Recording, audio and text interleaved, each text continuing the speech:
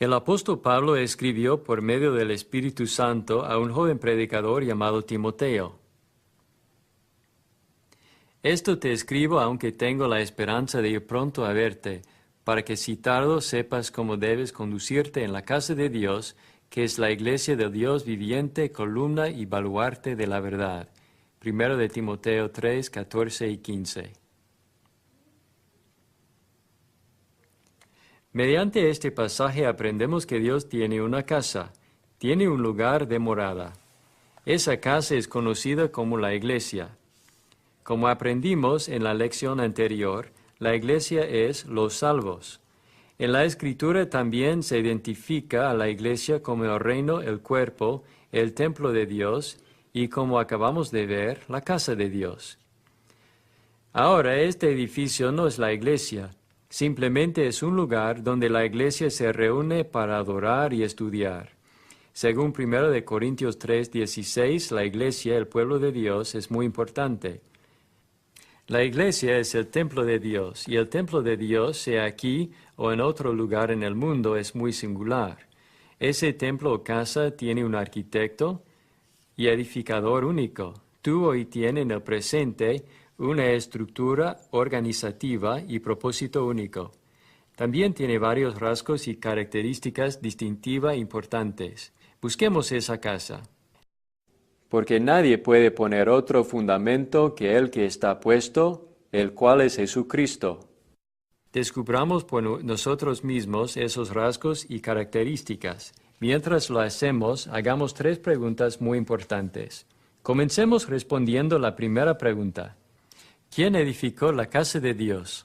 ¿Cuáles son las características singulares de la casa de Dios? ¿Podemos establecer la casa de Dios hoy?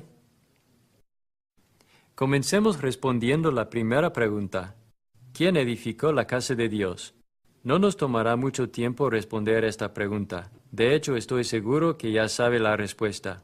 Pero escuchemos otra vez las palabras de Jesús para descubrir por nosotros mismos lo que Dios quiere que sepamos acerca de su iglesia, su casa. Viniendo Jesús a la región de Cesarea de Filipo, preguntó a sus discípulos diciendo, ¿quién dicen los hombres que es el Hijo del Hombre? Ellos dijeron, unos Juan el Bautista, otros Elías, y otros Jeremías o alguno de los profetas. Él les dijo, ¿y vosotros, quién decís que soy yo? Respondiendo Simón Pedro, dijo, tú eres el Cristo, el Hijo del Dios viviente. Entonces le respondió Jesús, bienaventurado eres, Simón, hijo de Jonás, porque no te lo reveló carne ni sangre, sino mi Padre que está en los cielos. Y yo también te digo que tú eres Pedro, y sobre esta roca edificaré mi iglesia, y las puertas del Hades no prevalecerán contra ella. En la última parte de este pasaje podemos ver claramente que Jesús es el edificador de la iglesia. También podemos notar por el enunciado que Jesús hace, edificaré mi iglesia, que el pronombre posesivo mi claramente hace referencia a Jesús. Por ende, Él es el edificador y el propietario de su iglesia. Lea lo que el escritor del libro de Hebreos dijo sobre este tema y note quién está sobre o a cargo de la casa de Dios. Por tanto, hermanos santos, participantes del llamamiento celestial, considerad el apóstol y sumo sacerdote de nuestra profesión, Cristo Jesús, el cual es fiel al que le constituyó, como también lo fue Moisés en toda la casa de Dios. Porque de tanto mayor gloria que Moisés es estimado digno cuanto tiene mayor honra que la casa el que la hizo. Porque toda casa es hecha por alguno, pero el que hizo todas las cosas es Dios. Y Moisés a la verdad fue fiel en toda la casa de Dios como siervo, para testimonio de lo que se iba a decir. Pero Cristo como hijo sobre su casa, la cual casa somos nosotros, si retenemos firme hasta el fin la confianza y el gloriarnos en la esperanza. Al considerar este pasaje y las lecciones previas acerca de la iglesia, podemos concluir primero que ya Cristo es el Hijo de Dios. Él ha edificado una casa. Segundo, los cristianos, los salvos, son esa casa. Y tercero, Jesús está sobre su casa. Así que es verdad que Cristo es el edificador y por ende el propietario de su casa, la iglesia. Y Él está sobre su iglesia. Pero ¿a qué hace referencia la frase sobre su casa en Hebreos 3? Hace referencia a la superioridad de la era de la iglesia sobre la era mosaica antigua. En esa era antigua, Moisés, como un siervo, era la cabeza de esa casa. Pero Jesús, el Cristo, el Hijo de Dios y el heredero, es el gobernante de su casa, la iglesia. Y Él es antes de todas las cosas, y todas las cosas en Él subsisten. Y Él es la cabeza del cuerpo, que es la iglesia. Él que es el principio, el primogénito de entre los muertos, para que en todo tenga la preeminencia. Note que este pasaje dice que Jesús tiene esta autoridad, nadie más. Ningún hombre, grupo de hombres o concilio tiene esta autoridad. Esto es así de simple. Ciertamente, Cristo está sobre su casa, pero ¿cuánta autoridad tiene Cristo sobre su casa? Escuchemos las palabras de Jesús. Toda potestad, autoridad me es dada en el cielo y en la tierra. ¿Cuánta autoridad tiene Jesús? Correcto, Él tiene toda autoridad. Eso excluye a todos los demás. Todo significa todo. Si yo quiero saber algo acerca de la casa de Dios, necesito ir a Jesús, ya que Él es el edificador y propietario de la iglesia. Ahora, amigo, déjeme hacerle algunas preguntas. Ya que Jesús es el edificador, propietario y cabeza de su casa, ¿tenemos derecho a hacer modificaciones y o añadiduras a su casa? ¿Podemos darnos el derecho de cambiar o remodelar la casa que Jesús ha edificado? Suponga que usted quiere construir una casa en la cual vivir. Suponga que posee el dinero suficiente para adquirir el terreno y los materiales, y que decide construir la casa con sus propias manos. Además, suponga que contrata trabajadores para ayudarle en la construcción. Usted les encarga construir la casa según sus especificaciones, con la cantidad exacta de cuartos, con la cantidad exacta de espacio y pisos. Suponga que después que su casa esté terminada, invita a algunos amigos o familiares a quedarse en su casa. ¿Tuvieran sus amigos el derecho de modificar su casa al gusto de ellos? ¿Pudieran comenzar a hacer cambios en su casa sin su autorización? ¿Qué pasaría si un día descubriera que sus amigos han hecho eso y que se han encargado de comenzar a remodelar su casa, añadiendo paredes y puertas? ¿Cómo se sentiría? ¿Sería eso aceptable? Absolutamente no. ¿Pero por qué no? Porque esa casa le pertenece a usted. Usted la construyó con sus propias manos. Usted proveyó el dinero para su construcción. Por tanto, usted tiene el derecho exclusivo de determinar el diseño y disposición de la casa, y también la manera en que se conservará la casa. En una manera similar, Cristo, como edificador de su casa, la iglesia, adquirió a la gente que compone la iglesia por medio de su propia sangre. Luego comisionó a los apóstoles para poner la fundación de la casa y construirla de acuerdo a los requerimientos específicos que el Espíritu Santo reveló. Ya que somos solamente residentes que vivimos en la casa que Jesús construyó y posee, ¿tenemos la autoridad de remodelar y modificar esa casa según nuestro gusto? ¿Tenemos el derecho de modificar o reestructurar la organización de esa casa según nuestras propias opiniones o poner un nombre diferente a la casa? Absolutamente no.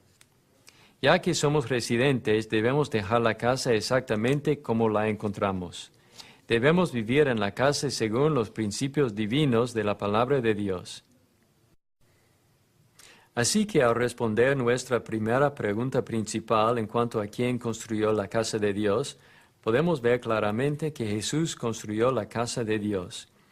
Ya que es el constructor, también es el propietario, y por tanto tiene toda autoridad sobre la casa. Ahora hagamos nuestra segunda pregunta principal en cuanto a la casa de Dios. Preguntemos, ¿cuáles son sus características singulares? En otras palabras, mientras examinamos la Biblia, ¿qué descubriremos acerca del diseño y construcción de esa casa? ¿Cómo está organizada? ¿Cómo adoran sus miembros? ¿Qué doctrinas se enseña en la casa de Dios? ¿Y qué nombre o nombres se usan para identificar la casa de Dios? Todo grupo religioso o casa religiosa tiene ciertas características que la identifican o distinguen de otros grupos religiosos. Así como usted puede distinguir su casa de otras casas por medio de sus características, se puede distinguir la casa del Señor de otras supuestas casas por medio de sus características. Así que, mientras buscamos la casa del Señor, averigüemos cómo luce. Mientras lo hacemos, preguntemos, ¿luce la casa religiosa en la que vivimos como la casa de Dios que el Nuevo Testamento revela? Consideremos algunas de esas características. Primero, así como la casa en la que vivimos tiene una fundación, la casa del Señor también tiene una fundación. Porque nadie puede poner otro fundamento que el que está puesto, el cual es Jesucristo. Entonces, la casa de Dios debe estar fundada en Jesucristo. No debe construirse sobre la fama de hombres o sobre alguna doctrina humana, un credo humano o una institución académica. Tampoco debe fundarse sobre lo que puede ser culturalmente aceptable o políticamente correcto. En cambio, la Iglesia de Cristo debe construirse sobre Cristo mismo, quien es el mismo ayer y hoy y por los siglos. Amigo, le pregunto, ¿reclama la Iglesia en la cual asiste estar fundada en Jesús? Segundo, notemos otra característica de la casa del Señor. Como aprendimos anteriormente, la casa de Dios tiene un edificador. Edificaré mi iglesia, y las puertas del Hades no prevalecerán contra ella. ¿Quién es el edificador de la iglesia con la cual se reúne? ¿Pertenece a la iglesia que Jesús edificó y estableció? Otra marca distintiva de la casa del Señor es su nombre. En la Biblia se hace referencia a la casa del Señor como la iglesia de Dios, como en Hechos 20:28, 1 de Corintios 1:2, Gálatas 1:13 y 1 de Timoteo 3:5. Pero ya que Cristo es Dios, también se hace referencia a ella como la iglesia de Cristo, como en Romanos 16:16, donde Pablo escribió, «Os saludan todas las iglesias de Cristo». Nombrar a la iglesia a causa de Cristo trae gloria a aquel. Por ejemplo, en Hechos 20:28, el apóstol Pablo dijo que Cristo como Dios adquirió la iglesia por su propia sangre. Suponga que adquiere un terreno con su propio dinero. ¿Qué nombre debería aparecer en el título de la propiedad? Suponga que usted provea todo el fondo necesario para la adquisición de esa propiedad.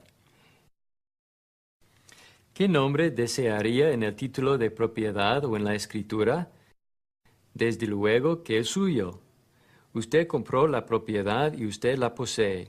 Por tanto, su nombre debería estar en la escritura. De la misma manera, ya que Cristo adquirió la iglesia, ¿no debería estar su nombre en el título de propiedad? Absolutamente. Este pertenece a Cristo y por ende debe llevar su nombre, no el nombre de otra persona. Considere también que el Nuevo Testamento hace referencia a la iglesia como la esposa de Cristo. ¿Qué esposo, incluyendo a Cristo como el esposo de la iglesia, quisiera que su esposa llevara el nombre de algún otro hombre? ¿No debería la esposa de Cristo llevar el nombre de Cristo? En el tiempo del Nuevo Testamento, la iglesia hizo esto. Saludaos los unos a los otros con ósculo santo. Os saludan todas las iglesias de Cristo. Mi amigo, ¿lleva la casa espiritual a la cual asiste al nombre de Cristo? Otra característica de una casa y una iglesia es su organización. Por ejemplo, considere la casa del Señor y la manera en que está organizada. En Colosenses 1:18 leemos que Cristo es la cabeza de la iglesia universal. El Nuevo Testamento también usa la palabra iglesia, en un sentido local, como en la iglesia en Filipos, la iglesia en Éfeso o la iglesia en Corinto. Después que se establecieron estas iglesias, se nombró a hombres piadosos como ancianos para servir en el liderazgo, la instrucción y guía de cada grupo local o congregaciones del pueblo de Dios. Cuando hablamos de la organización escritural de la Iglesia de Cristo, primero debemos entender que las iglesias de Cristo son congregaciones locales. Los que son miembros de esas congregaciones son parte del cuerpo universal de Cristo, cuya cabeza y autoridad suprema es Cristo mismo. Cristo ha dado instrucciones concernientes a la organización de cada iglesia local. Debe haber ancianos que supervisen la obra local. Y constituyeron ancianos en cada iglesia, y habiendo orado con ayunos, los encomendaron al Señor, en quien habían creído. El término anciano hace referencia a alguien que, junto con otros ancianos de la misma congregación, es responsable de pastorear un único rebaño congregacional. En el lenguaje del Nuevo Testamento se identifica a estos hombres con 3 palabras griegas. Todas estas palabras se usan intercambiablemente y se pueden encontrar en 1 de Pedro 5:1 y Hechos 20, 17 y 28. Note el primer término, presbúteros, que se traduce con la palabra anciano o presbítero. El segundo término es episcopos, que a menudo se traduce con la palabra obispo o supervisor, y también la palabra griega poimen, que se traduce con la palabra pastor. Estos términos hacen referencia a los mismos individuos que han reunido las calificaciones que 1 de Timoteo 3, 1 a 7 y Tito 1, 7 a 9 trazan. Por estos pasajes aprendemos que un anciano tenía que reunir ciertos requisitos. Pero es necesario que el obispo sea irreprensible, marido de una sola mujer, sobrio, prudente, decoroso, hospedador, apto para enseñar, no dado al vino, no pendenciero, no codicioso de ganancias deshonestas, sino amable, apacible, no avaro, que gobierne bien su casa, que tenga a sus hijos en sujeción con toda honestidad. Estos hombres no solamente debían reunir estos requisitos, sino también aprendemos por medio del Nuevo Testamento que estos obispos o ancianos estaban encargados de la responsabilidad exclusiva de pastorear el único rebaño del cual eran parte. Ruego a los ancianos que están entre vosotros, yo anciano también con ellos y testigo de los padecimientos de Cristo, que soy también participante de la gloria que será revelada, apacentad la grey de Dios, que está entre vosotros, cuidando de ella no por fuerza, sino voluntariamente, no por ganancia deshonesta, sino con ánimo pronto. Como puede ver, la casa de Dios tiene un fundamento, un edificador, un hombre y, como justo aprendimos, una organización singular. ¿Está organizada la casa religiosa de la cual es parte, según las especificaciones de Dios? Ahora, notemos otra característica de la casa del Señor. Una de esas características tiene que ver con su forma singular de adoración. En la casa de Dios, Jesús señala que la adoración a Dios es en espíritu y en verdad. Dios es espíritu, y los que le adoran en espíritu y en verdad es necesario que adoren. ¿Oyó lo que Jesús dijo allí? Dijo que debemos adorar a Dios en verdad. Como aprendimos en la segunda lección, la verdad es lo mismo que la palabra de Dios. Por tanto, adorar a Dios en verdad es adorarle de acuerdo a su palabra. La palabra de Dios, la Biblia, nos enseña que también podemos adorar en vano. Pues en vano me honran, enseñando como doctrinas mandamientos de hombres. Por ende, vemos que Dios no acepta cualquier clase de adoración. En cambio, descubrimos en el Nuevo Testamento que debemos adorarle en espíritu y en verdad, y que nuestra adoración debe ser autorizada por Dios. Entonces, ¿cuáles son los elementos de una adoración aceptable? Primeramente, notemos que cuando los cristianos en el primer siglo se reunieron, así como la casa de Dios en la actualidad, oraban. Los cristianos deben orar. Ellos oran a través del nombre de Jesús, ya que Él es el único mediador entre Dios y el hombre. La oración fue y es una parte muy importante de la adoración de la Iglesia. En la casa de Dios, los cristianos no solamente se reúnen para adorar, sino notemos que también se reúnen para proclamar la palabra de Dios. Porque nadie puede poner otro fundamento que el que está puesto, el cual es Jesucristo. Cuando la casa de Dios se reúne, se predica la palabra de Dios. La predicación está diseñada a instruir y edificar. Está diseñada a nutrir y fortalecer a los residentes del reino glorioso de Dios, y también a convertir a los perdidos a Jesús. La enseñanza de la palabra de Dios es un ingrediente esencial en la vida y trabajo de la Iglesia. Es la fuente de alimentación que los cristianos necesitan para mantener su fortaleza espiritual. Otros rasgos incluyen su doctrina singular, que es la Biblia, la palabra de Dios. La casa de Dios también tiene un campo específico de trabajo que incluye el evangelismo, la edificación de sus miembros y la benevolencia, es decir, ayudar a aquellos que son pobres o que tienen necesidad. La casa de Dios también tiene una membresía singular compuesta de personas consagradas a ser discípulos de Cristo y que simplemente llevan el nombre cristianos. Muchos de los nombres religiosos modernos no existían en el primer siglo. En cambio, los creyentes bautizados llevaban el nombre de aquel que dio su vida en el Calvario. El estudio del Nuevo Testamento también revela que cada cristiano es parte del sacerdocio. Según la Biblia, no debe existir un sistema de clero y o laicado. Ante los ojos de Dios, cada creyente bautizado es considerado un sacerdote y por tanto puede y se espera que ministre en la casa y o templo de Dios. Finalmente, la casa del Señor tiene ministros como los diáconos y predicadores o evangelistas que deben reunir ciertos requisitos que el libro de 1 de Timoteo lista.